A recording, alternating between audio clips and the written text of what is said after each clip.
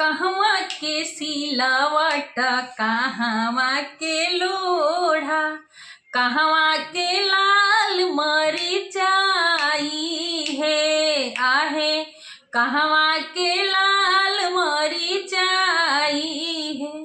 छपड़ा के सिलावट छपड़ा के लोढ़ा है, छपड़ा के सिलावट छपड़ा के लोढ़ा है।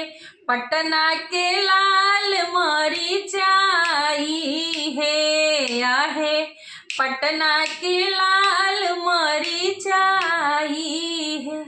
लाल मरिचाई हाला हल के पिसाई, लाल मरिचाई हाला हल के पिसाई।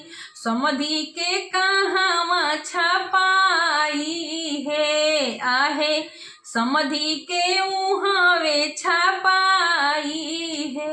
जबे छपाई उनका तो बेभक भकाई, भगी है तो भागलो न जाई है आहे, भगी है तो भागलो न जाई